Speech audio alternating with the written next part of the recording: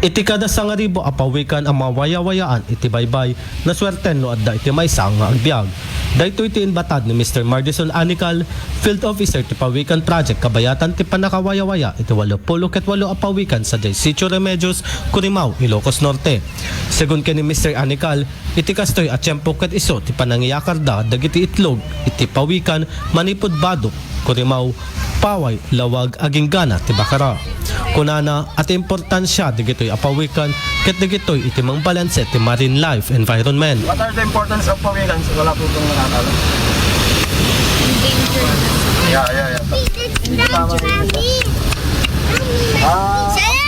We're releasing hatchlings from Kaliwat Libong, Bacara. This species is called olive ridley. Olive ridley hatchling. The importance of this pawikan hatchling is about the balance of the marine life environment. Sila po yung nagbabalance mga sikra, seabeds, coral,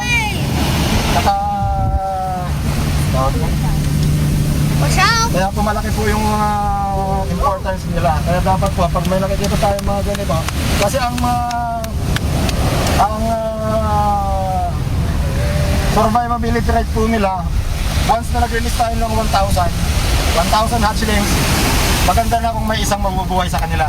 Kabayatan na maragsakan ni Mr. Consi Harvey, may sa turista manipod Canada iti daytoy umuna pa nakakita na iti panagpalubos kadagiti pawikan amapan iti baybay. What can I say? They're really cute. That's what I can say. I've just seen them in their bucket so far. They just hatched this morning and they're very adorable and I can't wait to see them scurry down the sand to the water. Mainaig iti daytoy kuna ni Mr. Ramillanes, Presidente tulunti ang Asol Philippines Ilocos Norte Chapter, akayat da matulungan ti Pawikan Project ang mga ipablak iti social media iti panakaprotehir kadagiti pawikan. Para ti IFM News, Idol Rain Santos, tatak IFM! IFM News. IFM News. IFM News. Lokal.